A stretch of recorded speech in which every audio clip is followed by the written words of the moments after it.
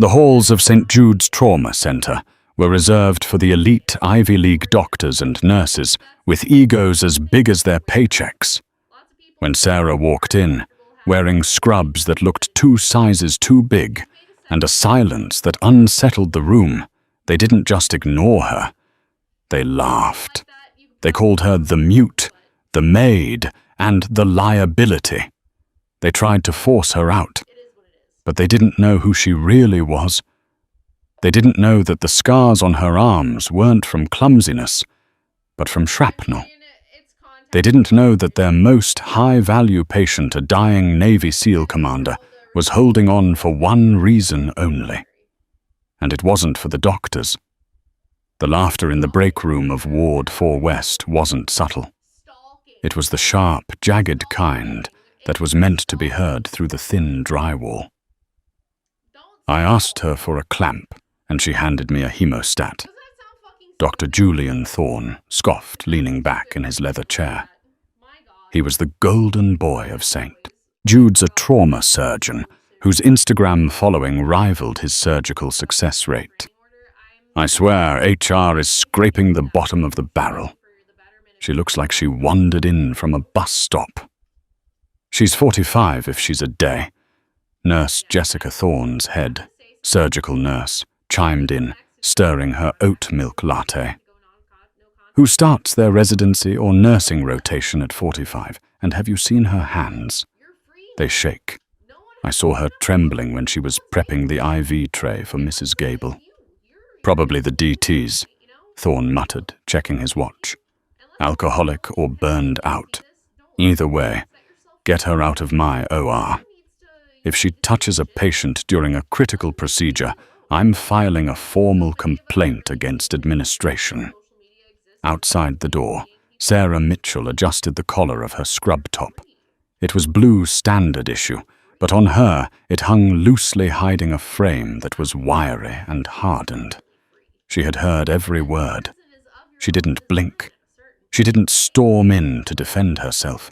She simply picked up the tray of sterilized instruments she had been carrying and walked toward the nurse's station. Sarah had been at St. Jude's for 3 weeks. In that time, she had spoken less than 100 words. She did the grunt work, changing bedpans, sanitizing surfaces, restocking carts, tasks that the younger elite nurses felt were beneath them. She took the graveyard shifts nobody wanted. She took the ridicule. Hey, newbie. Sarah paused. It was Greg, a second-year resident with a smirk permanently etched onto his face. He tossed a dirty lab coat at her. It landed on her shoulder. Take that to laundry and grab me a coffee, black. Don't mess it up like you did the charts. Sarah slowly peeled the coat off her shoulder. She looked at Greg. For a split second, her eyes, usually a dull, passive gray, flashed with something sodden metallic. It was the look of someone who had decided whether a man lived or died in the time it took to blink. Greg faltered his smirk, slipping for a fraction of a second. Coffee, Sarah said softly. Her voice was raspy, like gravel moving over velvet. Yeah. Coffee, Greg stammered, regaining his composure as she walked away. Freak. The truth was, Sarah's hands did shake, but not from alcohol. They shook from the phantom vibrations of Black Hawk rotors. They shook because for 20 years her hands had been covered in the blood of boys who cried out for their mothers in the dirt of Kandahar Fallujah and places the government wouldn't admit existed. She wasn't just a new nurse. She was former Lieutenant Sarah Mitchell callsign, Angel, a specialized pararescue jumper and combat medic attached to Tier 1 Special Operations units. She had retired 3 years ago after an IED took out half her convoy and left her with a TBI traumatic brain injury and a spine full of titanium. She had come to St. Jude's not for the money, but because she needed the noise. The silence of retirement was too loud. She needed the beeping of monitors to sleep. She needed to be useful. But she had promised herself no heroics, no combat, just quiet care. She was failing at the quiet part, mostly because Dr. Thorne and his clique were making her life a living hell. That afternoon, the hospital PA system crackled to life. The tone was different. 3 sharp blasts. Code black. Trauma Bay 1. ETA, 3 minutes. Mass casualty event reported. High-value transfer incoming. The break room emptied instantly. Dr. Thorne was already barking orders as he sprinted down the hall. Jessica, prep or 1. Greg, get the blood bank on the line. This is it, people. We have VIPs coming in from the airfield. Sarah stood by the linen cart. She wasn't assigned to Trauma Bay 1. She was assigned to mop-up duty. But as the sirens wailed closer, a sound cut through the sterile air that made her blood freeze. It was the distinct rhythmic thumping of a heavy-lift military helicopter landing on the roof. Sarah dropped the mop. She knew that sound. That wasn't a medevac chopper. That was a PAVE Hawk. Something had gone wrong. Badly wrong. The trauma bay was chaos.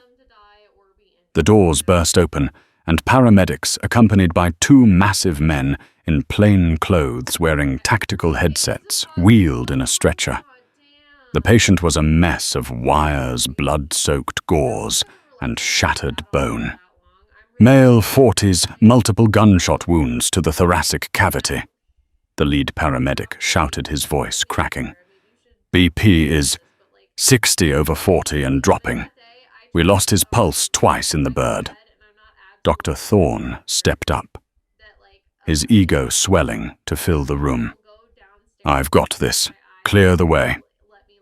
Get a line in him. Type and cross-match for ONEG stat.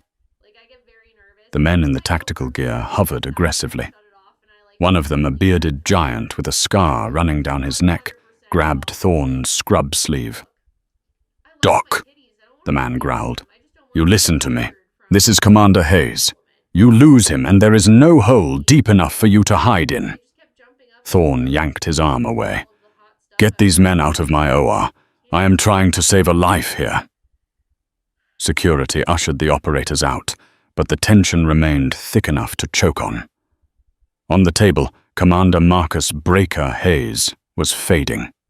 The monitor screamed a flat, dissonant tone. He's coding! Nurse Jessica screamed. V, fib, paddles, Thorne yelled. Charge to 200. Thump. Nothing. Charge to 300. Thump. Come on. Thorne was sweating now. The confident surgeon was cracking. The damage was too extensive. There was arterial spray hitting the floor every time they did compressions.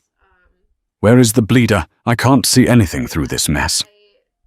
In the corner of the room, unnoticed, Sarah Mitchell had slipped in. She wasn't supposed to be there. She was supposed to be cleaning the waiting room. But she was watching the monitor, and she was watching the blood flow. She saw what Thorne missed. Thorne was looking at the chest wounds. But the blood wasn't pooling in the chest cavity alone. The commander's abdomen was distended tight as a drum. He's got a junctional hemorrhage, Sarah whispered. No one heard her. I said charge to 360, Thorne screamed. We are losing him. Sarah moved. It wasn't a conscious decision. It was muscle memory. She stepped past Greg, who tried to block her. Get out of here, janitor, Greg hissed.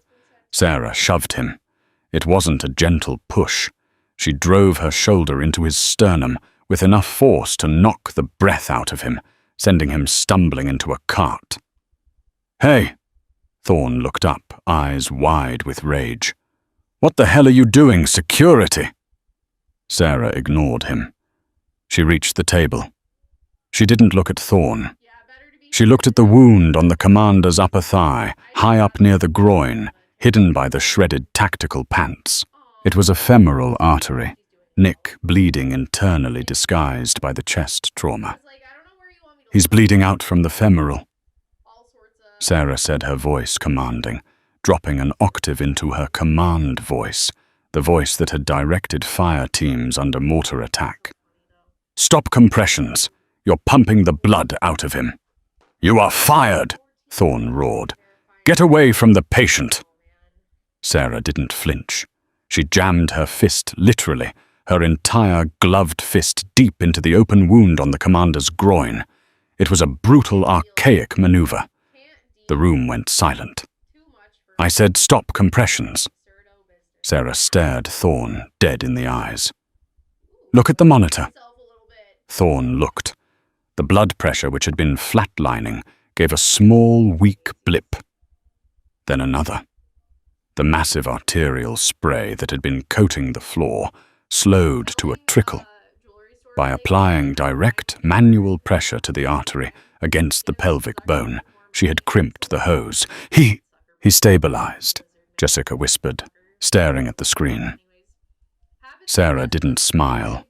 She was sweating, her face pale, her hands shaking slightly from the exertion, but her grip was iron. "Clamp," Sarah said. She didn't ask. She ordered.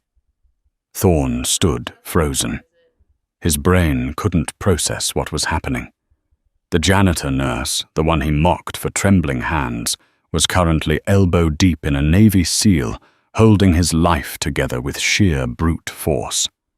"I said give me a damn vascular clamp, doctor," Sarah barked. Thorne snapped out of it. He grabbed the instrument and handed it to her. With a dexterity that belied her earlier shaking, Sarah navigated the blood-slicked cavity, found the torn artery, and clamped it blind. She slowly withdrew her hand. The monitor held steady. "Now," Sarah said, peeling off her blood-soaked gloves and tossing them into the bin. "You can treat the chest wounds. He won't bleed out while you do it." She turned to walk away. "Wait," Thorne stammered. "How did you... Who are you?" Sarah paused at the door. The adrenaline was fading, and the familiar ache in her spine was returning. She looked at the floor. "Just the new nurse," she said quietly. She walked out. But as she left, the doors to the trauma bay swung open again. The two operators from before the one's security had kicked out were standing there. They had seen the last 30 seconds through the observation glass. The giant with the beard stared at Sarah as she walked past. His eyes went wide.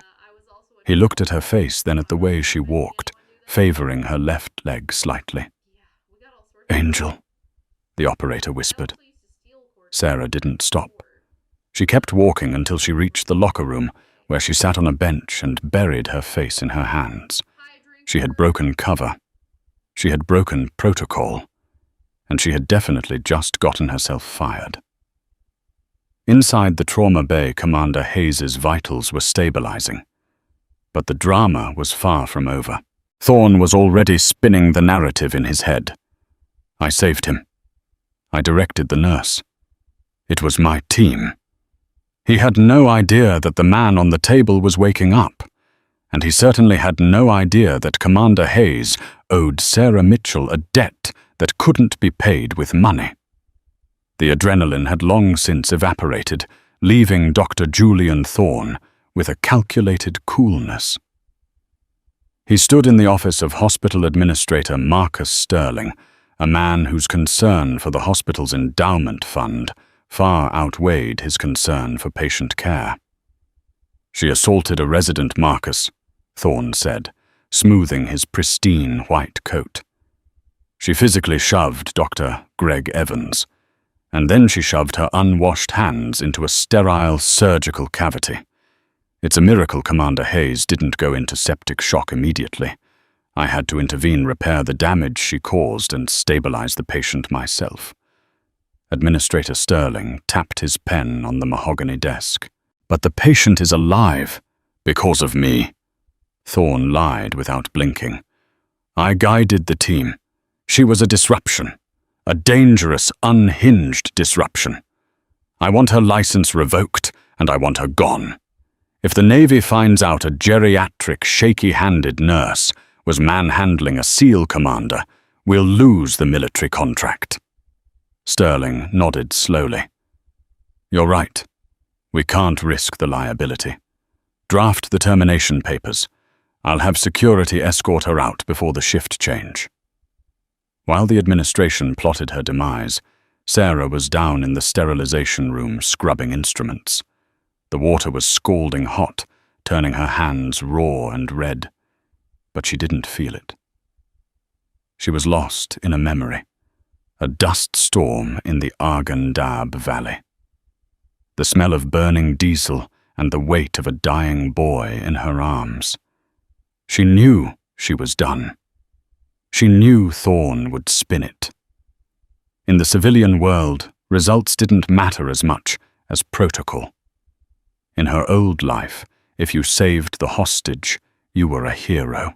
Here, if you saved the patient, but didn't fill out the right form, you were a liability. Up in the ICU, the atmosphere was heavy. Commander Marcus Breaker Hayes was awake, though heavily sedated. He was a man carved from granite, with eyes that had seen too much darkness to ever truly close. His team, the operators who had brought him in, were standing guard. They refused to leave the room, despite the nurses' protests. Unit integrity! The bearded giant, whom the others called Dutch, growled at a terrified nurse. We don't break it. Dr. Thorne breezed into the room, a practiced smile plastered on his face. He held a clipboard. Gentlemen. Thorne nodded to the operators, then turned to the bed. Commander, good to see you with us. That was a close call. Touch and go, but I managed to clamp the femoral just in time. You're a lucky man. Hayes blinked, his vision clearing. He looked at Thorne. He looked at the surgeon's soft, manicured hands. You, Hayes rasped. His voice sounded like grinding stones. Yes, Thorne beamed. I'm Dr. Thorne, Chief of Trauma Surgery. I led the team. Hayes frowned. The memory was fragmented flashes of white light and searing pain. But he remembered a sensation, a grip. It hadn't been the tentative, probing touch of a surgeon afraid to break something. It had been a violent, decisive intrusion that hurt like hell, but stopped the cold feeling of death spreading in his legs.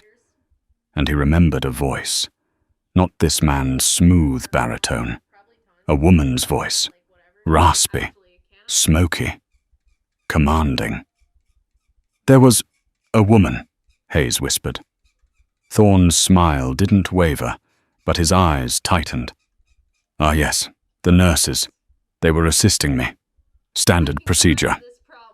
No, Hayes said, struggling to sit up before the pain forced him back. Not a nurse. A soldier. Thorne laughed lightly, a condescending sound. The anesthesia plays tricks on the mind, Commander. There are no soldiers on my medical staff, just highly trained doctors. Now rest.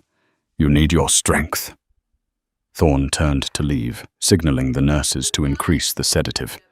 But as he walked past, Dutch, the giant operator, stepped into his path. Dutch was 6'5" and built like a tank. Doc, Dutch said. Yes. Thorne looked annoyed. Who was the woman with the grey eyes, the one who walked out? Thorne scoffed. A nobody, a temp nurse. She's being terminated as we speak for incompetence. Don't worry, she won't be anywhere near the commander again. Thorne walked out, feeling triumphant. Dutch watched him go. Then he looked back at Hayes. The commander's eyes were open, and the fog was clearing. Dutch, Hayes whispered. I'm here, boss. He's lying, Hayes said. Find her.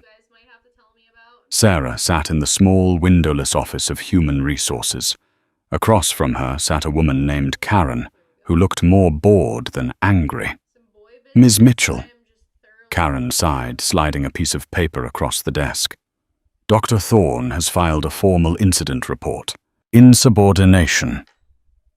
Physical assault on a resident and practicing outside the scope of your nursing license.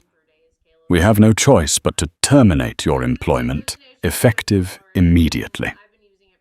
Sarah looked at the paper. Termination. She didn't argue. She didn't explain that Thorne had been freezing up or that the resident had been in the way. She simply nodded. Okay, Sarah said softly. Please hand over your badge, Karen said. Sarah unclipped the plastic ID from her scrub top and placed it on the desk. It felt lighter.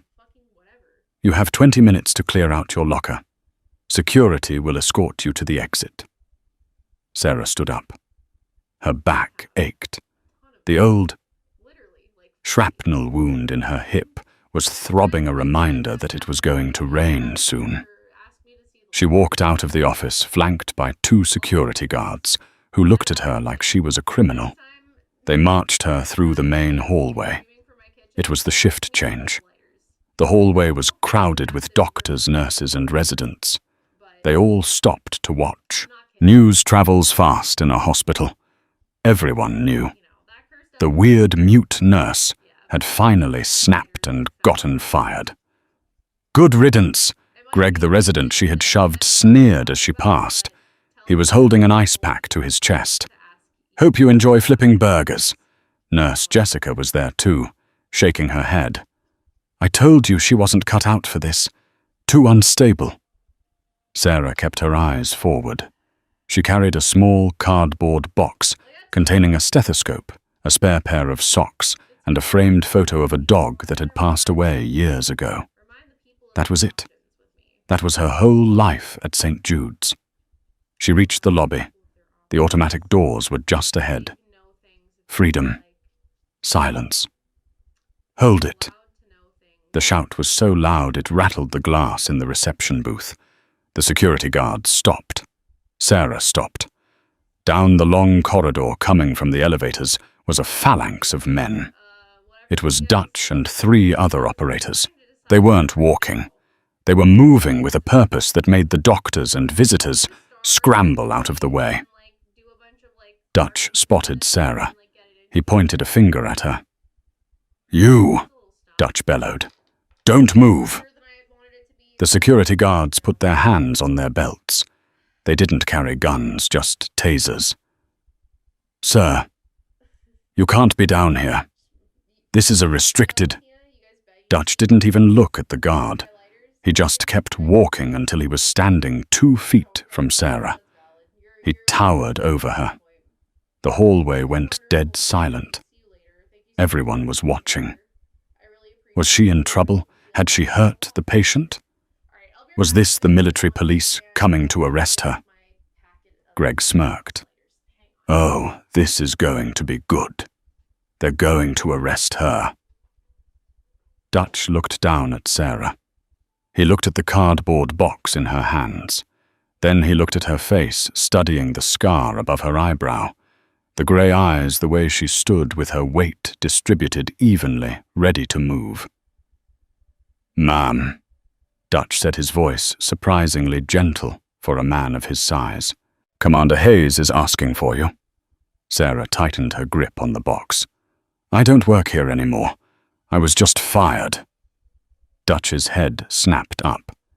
He looked around the lobby, his eyes scanning the crowd until they landed on Dr. Thorne, who had just come down to enjoy the show. Fired. Dutch repeated the word, heavy with menace. She nearly killed the patient, Thorne shouted from the back, trying to regain control of the narrative. She is a danger to this hospital. Officers, remove her. Dutch turned his body slowly toward Thorne. The other 3 operators fanned out, creating a protective perimeter around Sarah. It was a subtle tactical move, diamond formation used, to protect a VIP. Nearly killed him, Dutch asked, his voice low. That man up there is alive because someone knew how to crimp a femoral artery without seeing it. And I know for a fact, Doctor, that it wasn't you. I saw the security footage from the bay. A gasp went through the lobby. That's confidential property, Thorne sputtered, his face turning red.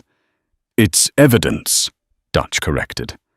And I saw a woman with a distinct limp and a left-handed clamp technique save my CO's life while you were screaming for electricity. Dutch turned back to Sarah. He saw the way she was looking at the floor, trying to disappear. He saw the shame she shouldn't be feeling. We checked your file, ma'am, Dutch said softly, so only she could hear. Or the file you gave HR. Sarah Mitchell, associate's degree in nursing. Previous experience, nursing home. Sarah didn't look up. But then I made a call to a friend at the Pentagon, Dutch continued. I gave him your vitals and your description, and he told me there is no Sarah Mitchell. Sarah's eyes snapped to his. He told me. Dutch smiled a sad, respectful smile. That there is a Jane Doe, retired from the 24th Special Tactics Squadron. Call sign Angel. The only woman to ever complete the PJ pipeline and serve with the teams off the books. Credited with 400 combat saves. The box slipped from Sarah's hands. It hit the floor with a thud. The whisper ran through the crowd. Special Tactics. 400 saves. Thorne pushed his way to the front. I don't care if she's Florence Nightingale. She broke protocol. She is fired. She isn't going anywhere, a voice boomed from the elevators. The crowd parted. A wheelchair was being pushed forward by a terrified nurse. In it sat Commander Hayes. He was pale, hooked up to a portable IV and a monitor, and he looked like death warmed over. But he was sitting upright. Commander, you cannot be out of bed, Thorne shrieked. Hayes ignored him. He looked across the lobby at Sarah. Their eyes locked. For the first time in years, Sarah felt seen. Not as a janitor, not as a screw-up, but as who she was. Hayes raised a trembling hand. He didn't point. He slowly, painfully brought his hand up to his brow. He saluted her. Dutch and the three other operators snapped to attention. Their boots slammed into the linoleum floor in unison. Crack. They raised their hands in a sharp, crisp salute. The silence in the lobby was deafening. Lieutenant, Hayes rasped, using her old rank. I believe you have my life in your hands. Again. Sarah's lip trembled. She fought it, but a single tear tracked through the dust on her cheek. She slowly straightened her posture. The slouch of the tired nurse vanished. Her shoulders squared, her chin rose. She returned the salute. Commander, she whispered. Thorne looked around, realizing the tide had turned violently against him. This is ridiculous. This is a hospital, not a parade ground. Security. Shut up, Administrator Sterling said.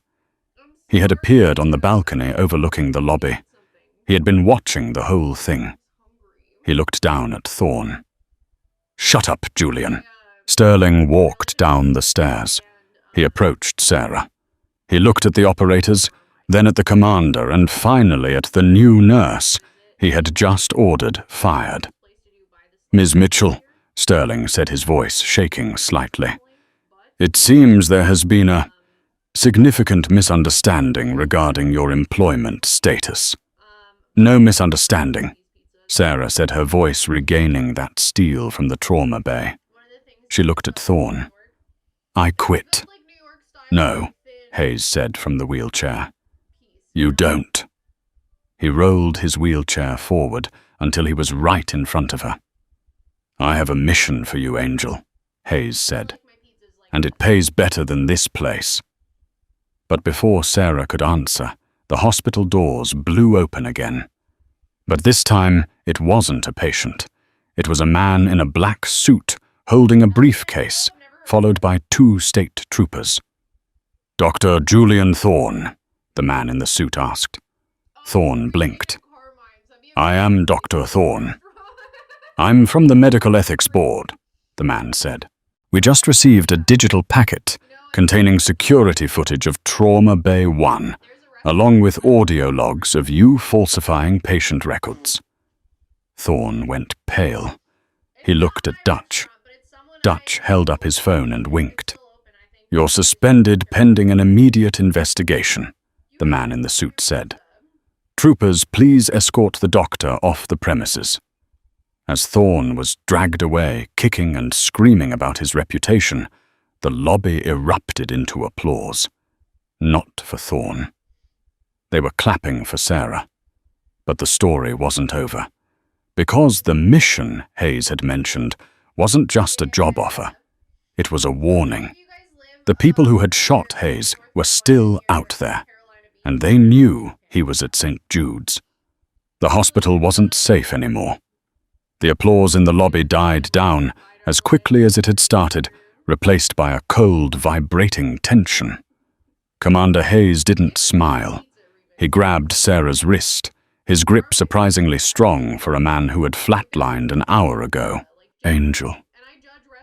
Hayes whispered, his voice low enough that only she and Dutch could hear. "They didn't just ambush us. They hunted us. It's the menacing shadow organization known as Blackwell. They know I have the encryption key. They know I'm here. And they don't leave loose ends." Sarah's eyes narrowed. Blackwell. A rogue private military contractor that operated outside the law, ruthless, efficient, and heavily armed. If Blackwell was coming hospital security, wouldn't stand a chance. "How long do we have?" Sarah asked, her voice shifting seamlessly back to the tactical cadence of a lieutenant. "They hit the convoy at 1400. Dutch checked his watch. "They'll track the medevac bird. They know we're stationary. I'd say we have less than 20 minutes before the first scout team breaches." Sarah turned to the stunned crowd of doctors and nurses. Administrator Sterling was still standing there looking confused. Greg and Jessica were staring at Sarah like she was an alien. "Listen to me," Sarah shouted. The rasp in her voice was gone, replaced by pure command presence. "We are locking down this hospital. This is no longer a medical facility. It is a defensive hard point. You can't just—" Sterling started to protest. "If you want to live, you will do exactly what I say." Sarah cut him off. She turned to Dutch. "Dutch, take your team and secure the ground floor entrances. Use the vending machines and heavy furniture to barricade the glass doors. Nothing gets in." "Roger that, LT," Dutch said, grinning as he racked the slide of his concealed sidearm. Sarah turned to Greg. The arrogant resident was trembling. "Greg," Sarah said sharply. Yes. Take Jessica and move all patients from the south wing into the interior corridors, away from the windows. Turn off the lights. Do it now." "But Dr. Thorne said—" Jessica stammered. "Thorne is gone," Sarah snapped. "I am the ranking officer on this deck. Move!" They moved. Sarah wheeled Hayes back toward the elevator. "We're going to the 4th floor. Surgery. It has the thickest walls, limited access points, and backup generators." As they reached the 4th floor, the hospital hummed with a terrified energy. Sarah pushed Hayes into Trauma Room 3, the room farthest from the elevators. She began stripping the room of non-essentials. "You need a weapon," Hayes said, reaching for the holster on the pile of his bloody clothes that had been bagged up. It was empty. The paramedics had removed his Sig Sauer. "I have weapons," Sarah said, opening a drawer. She pulled out a scalpel, a roll of heavy surgical tape, and a pressurized canister of ethanol. Suddenly, the hospital lights flickered and died. Total darkness. The backup generators kicked in a second later, bathing the hallways in a dim, eerie red emergency light. Click. The intercom system crackled. But it wasn't the hospital operator. "Commander Hayes," a distorted, digitized voice echoed through the speakers. "We know you're on the 4th floor. Send the encryption key down in the elevator, and we will leave the civilians alone. You have 5 minutes." Sarah looked at Hayes. "They're bluffing," Hayes said. "They'll kill everyone to cover their tracks." Sarah walked to the double doors of the surgical ward. She looked through the small glass window. The elevators at the far end of the hall dinged. The doors opened. 4 men stepped out. They wore black tactical gear, gas masks, and carried silenced submachine guns. They moved with fluid professional precision. Blackwell operators. They weren't here to negotiate. Sarah turned to the nurses' station, where Greg and Jessica were cowering behind the desk. "Get into the supply closet," Sarah whispered. "Lock the door. Do not open it unless you hear my voice." "What are you going to do?" Greg whispered, tears streaming down his face. "You don't have a gun." Sarah looked at the scalpel in her hand. She looked at the fire extinguisher on the wall. She looked at the shadows stretching down the hallway. "I'm going to triage the situation," Sarah said. She slipped into the darkness of the hallway, disappearing like a ghost. The hallway was silent, except for the rhythmic thump, thump, thump of the Blackwell operators' boots. They moved in a stack, checking rooms one by one. Kick, clear, move. Kick, clear, move. They were getting closer to trauma room 3. The lead operator signaled to stop. He saw something on the floor. It was a wheelchair overturned, a distraction. "Check right," the leader whispered into his comms. The second man peeled off to check the linen closet. He opened the door. Whoosh! A blast of white powder exploded into his face. Sarah had rigged a dry chemical fire extinguisher to the door handle with surgical tape. The operator gagged, blinded, flailing his arms. In the confusion, a shadow dropped from the ceiling panels above them. It was Sarah. She didn't land on the ground. She landed on the third man's back. Before he could raise his weapon, she jammed a syringe into the exposed gap of his neck armor. Succinylcholine, a paralytic agent used for intubation. The man dropped like a stone, his muscles seizing instantly. The leader spun around, firing blindly. Pft, pft, pft. Bullets chewed up the drywall, but Sarah was already moving. She rolled under a gurney, sliding across the polished floor like a baseball player stealing home. She came up behind the blinded man, who was still pawing at his eyes. She kicked the back of his knee, bringing him down, and snatched the MP5 submachine gun from his hands. "Contact rear!" the leader screamed. Sarah didn't hesitate. She wasn't a nurse anymore. She was Angel. She fired 2 controlled bursts. The leader took a hit to his vest and stumbled back, taking cover behind the nurse's station desk. The fourth man sprayed fire down the hall, forcing Sarah to dive into an open patient room. "She's armed," the leader yelled. "Flank her, frag out!" A grenade skittered across the floor, stopping just outside Sarah's door. Sarah saw it. She didn't have time to run. She grabbed a heavy, lead-lined apron used for X-ray protection that was hanging on the door hook. She threw it over the grenade and dove behind the solid oak bed frame. Boom! The explosion shook the floor. The lead apron absorbed most of the shrapnel, but the concussion wave rattled Sarah's teeth and made her ears ring. Dust and smoke filled the corridor. "Move up! She's stunned!" The 2 remaining operators advanced through the smoke. Sarah was dazed. Her vision swam. Blood trickled from her nose. She checked the MP5. Jammed from the impact. Useless. She looked around the room. An oxygen tank, a defibrillator. She grabbed the defibrillator paddles and hit the charge button. Whine. Clear left, a voice said right outside the door. A black boot stepped into the room. Sarah didn't wait. She lunged. She didn't aim for the man. She aimed for his weapon. She batted the barrel aside with her left hand, screaming as the hot suppressor burned her palm. With her right hand, she slammed the defibrillator paddle against the man's chest, right over his heart. "Clear!" Sarah yelled. Zap! 360 joules of electricity surged through the operator. His body went rigid.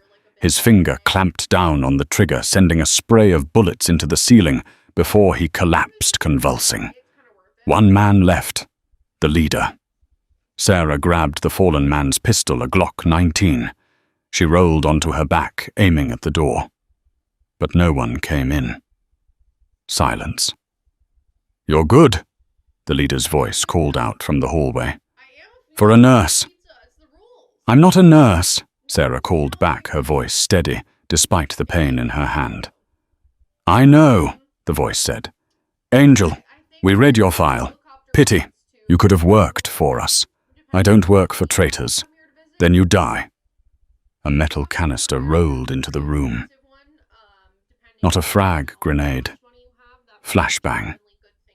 Sarah squeezed her eyes shut and covered her ears. Bang! Even with her eyes closed, the light was blinding. Her ears screamed. She was disoriented. The leader stormed the room. He saw her on the floor. He raised his rifle to her head. "Goodbye, Angel." Click. The hammer fell on an empty chamber. He had fired his last rounds at the ceiling during the confusion with his partner. The leader cursed and reached for his sidearm. But the half-second delay was all Sarah needed. She didn't shoot him. She swept his legs. He hit the ground, hard. Sarah was on top of him instantly. It was a brawl, now brutal close-quarters combat. He was stronger, heavier. He punched her in the face, splitting her lip. She took the hit and head-butted him her forehead, smashing into his nose. He roared and grabbed her throat, squeezing. Black spots danced in Sarah's vision. She couldn't breathe. Her hand scrabbled on the floor. She felt cold metal. A pair of trauma shears she had dropped earlier. With her last ounce of strength, she drove the shears down into the weak point of his tactical vest, the shoulder strap connection. He screamed and released her. Sarah rolled away, gasping for air. She grabbed the Glock she had dropped. The leader stumbled to his feet, pulling a knife. "Stay down," Sarah warned. He lunged. Bang, bang. 2 shots to the chest. The leader fell backward, crashing into a cart of sterile gauze.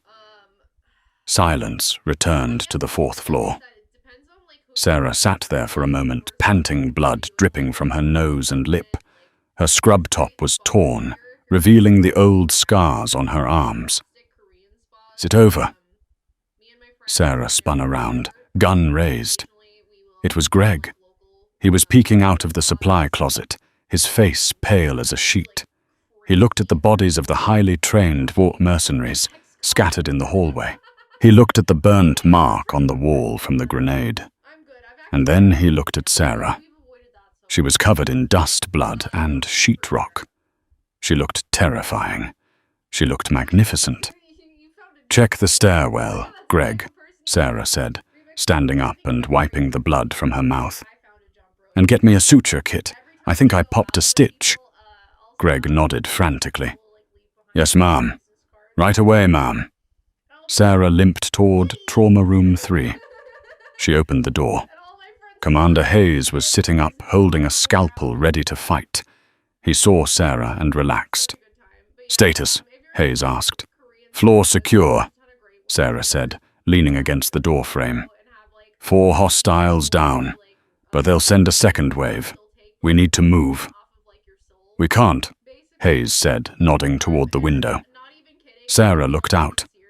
Down in the parking lot, 3 black SUVs had pulled up. More men were pouring out, heavily armed men. And a helicopter was approaching from the south, not a medevac, but a blacked-out attack chopper. That's the extraction team, Hayes said grimly. Or the cleanup crew. Sarah checked the magazine in the Glock. 7 rounds. Dutch, she radioed on the headset she had taken from the dead leader. Pinned down in the lobby. LT. Dutch's voice came back, accompanied by the sound of heavy gunfire. We're taking heavy heat. Can't get to you. Sarah looked at Hayes. They were trapped on the 4th floor. No way down. No way out. Looks like we have to do this the hard way, Sarah said. What's the hard way? Hayes asked. Sarah looked at the oxygen tanks lining the wall. She looked at the approaching helicopter. A crazy, desperate plan formed in her mind. We're going to the roof, Sarah said. To surrender. No. Sarah's eyes flashed with cold determination. To take their ride.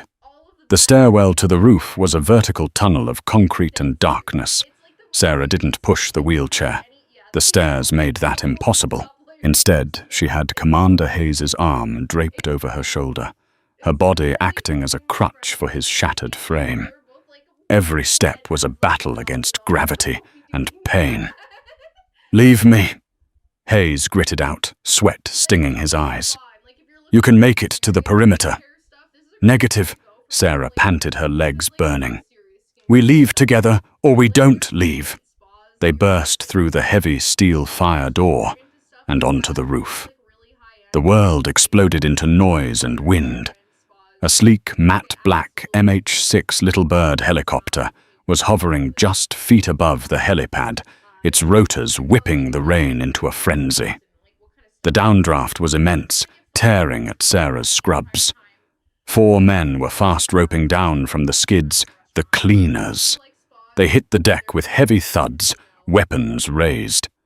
Sarah dragged Hayes behind a massive HVAC ventilation unit, just as bullets sparked against the metal casing. Ping, ping, ping!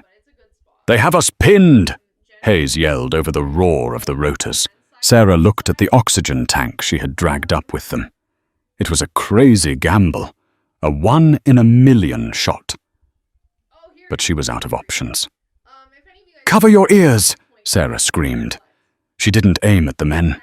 She aimed at the valve of the pressurized oxygen cylinder lying on the concrete between them and the enemy. She leveled the Glock. She took a breath, finding the stillness in the chaos. Bang! The bullet sheared the valve off the tank. The cylinder didn't just explode, it became a missile.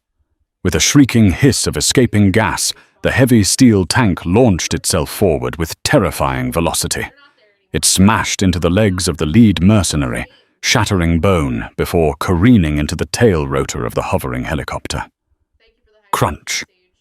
The helicopter screamed a mechanical shriek of tearing metal. The tail rotor disintegrated. The pilot lost yaw control. The bird began to spin violently, the torque whipping it around. The pilot fought the stick, but physics was unforgiving. The helicopter slewed sideways, its skids clipping the edge of the roof, and crashed hard onto the helipad, rolling onto its side. The rotors shattered, sending shrapnel flying like deadly confetti. The mercenaries on the roof were knocked flat by the impact. Move! Now! Sarah roared. She hauled Hayes up. They didn't run away from the crash. They ran toward it. The pilot was slumped over the controls, unconscious. Fuel was leaking. The engine was whining, trying to tear itself apart. Sarah yanked the pilot's door open, unbuckled him, and dragged him out onto the wet concrete. She shoved Hayes into the co-pilot's seat. "Can you fly?" Hayes shouted, strapping in. "I'm a para-rescue jumper," Sarah yelled, jumping into the pilot's seat. "We know enough to get home." She scanned the console. It was a digital glass cockpit complex military grade. Warning lights were flashing red. Rotor RPM low. Hydraulic failure. Come on, Sarah whispered, flipping switches with practiced speed. She killed the auto throttle and engaged the manual override. Outside, the surviving mercenaries were getting to their feet. They raised their rifles. Bullets shattered the windshield. Glass sprayed into the cockpit. Sarah grabbed the cyclic stick and ripped the collective up. The helicopter groaned, shuddered, and lifted. It was ugly. It lurched to the left, scraping the concrete sparks flying. But it was airborne. Sarah kicked the pedal, swinging the nose around. She didn't fly away immediately. She dipped the nose, buzzing the mercenaries, forcing them to dive for cover. "Dutch!" Sarah screamed into the headset. "Roof is clear. We have air transport. Get to the roof." "Negative, Angel." Dutch's voice crackled, sounding strained. "We're cut off. Elevators are disabled. We're holding the lobby, but we're out of ammo." Sarah looked at the fuel gauge. Low. She looked at Hayes. He was fading again, the G-force taking its toll.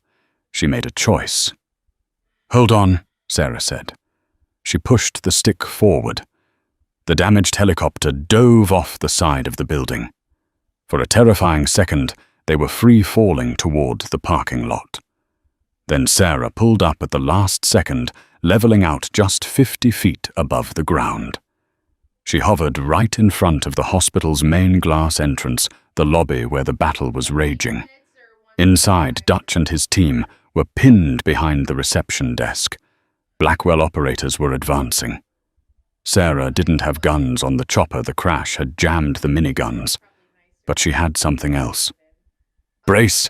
Sarah spun the helicopter around, aiming the engine exhaust and the massive downdraft directly into the shattered lobby doors. The force of the rotor wash was like a hurricane. It blasted into the lobby, sending furniture glass and Blackwell operators flying backward. The dust and debris created a blinding go! Sarah screamed into the radio. Dutch saw the opening. He grabbed his wounded teammate. "Move to the evac zone, the parking lot." The operators sprinted out of the lobby, using the helicopter as a shield. They scrambled into the back of the hovering bird, hauling themselves onto the skids. "We're clear. Punch it," Dutch yelled. Sarah pulled the collective. The helicopter screamed one last time and surged upward, climbing into the rainy night sky, leaving the chaos of St. Jude's Hospital behind them. Below them, flashing lights of police and FBI units were finally swarming the grounds. The cavalry had arrived, but they were 10 minutes too late. If it hadn't been for the nurse with the shaking hands, everyone would be dead. The private airfield in Virginia was quiet. The sun was setting, casting long orange shadows across the tarmac. Sarah stood by the chain-link fence, wearing civilian clothes, jeans, and a leather jacket. Her arm was in a sling, and she had a butterfly bandage over her eye.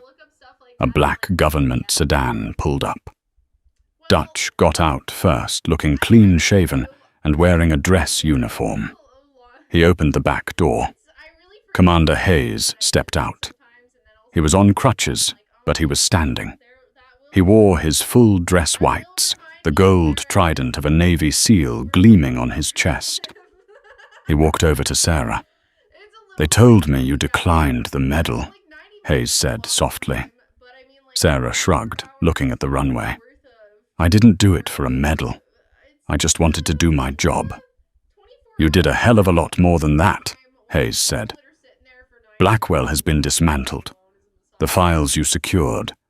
They took down 3 corrupt senators and half the defense board. You cleaned house, Angel." "I'm retired commander," Sarah said. "Or I was supposed to be." Hayes reached into his pocket. He pulled out a small velvet box. "The Navy can't officially recognize what happened at that hospital," Hayes said. "But the Brotherhood can." He opened the box. Inside wasn't a medal. It was a pin, a small golden angel wing.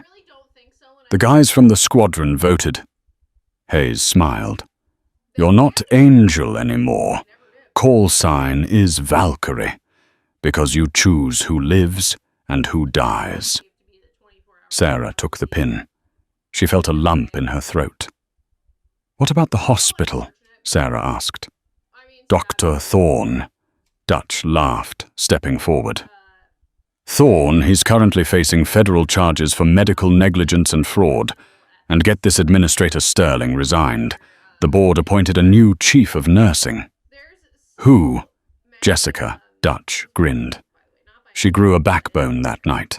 She told the FBI everything. Sarah smiled. It was a real smile this time. So, Hayes said, the job offer still stands. We need a medic for a new task force. No red tape, no administrators. Just the mission. Sarah looked at her hands. They weren't shaking anymore. She looked at Hayes, then at the horizon. When do we start? Back at St. Jude's, the break room was quiet.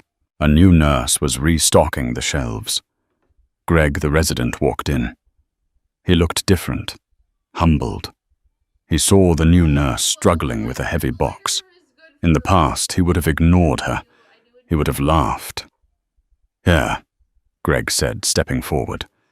Let me get that for you. Thanks, Doctor.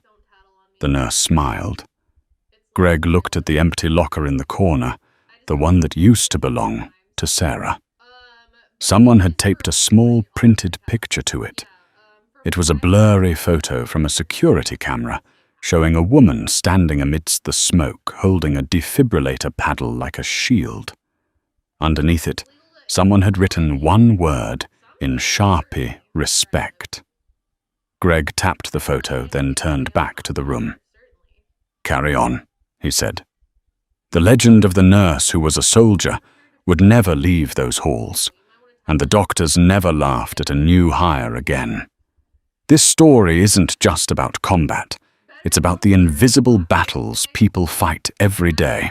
Sarah Mitchell represents the thousands of veterans who walk among us, carrying skills and burdens we can't see. The doctors judged her by her silence, mistaking trauma for weakness and humility for incompetence. In a world obsessed with status and ego, Sarah reminds us that true strength doesn't need to announce itself. It just steps up when the fire starts. It's a reminder to never underestimate the quiet ones, because the person mopping the floor might be the only one capable of saving your life. If this story gave you chills, or if you believe that our veterans deserve more respect than they get, hit that like button right now. It helps us share these stories with the world. And don't forget to subscribe and turn on notifications. We have a new saga coming next week about a homeless man who turned out to be a chess grandmaster. You don't want to miss it.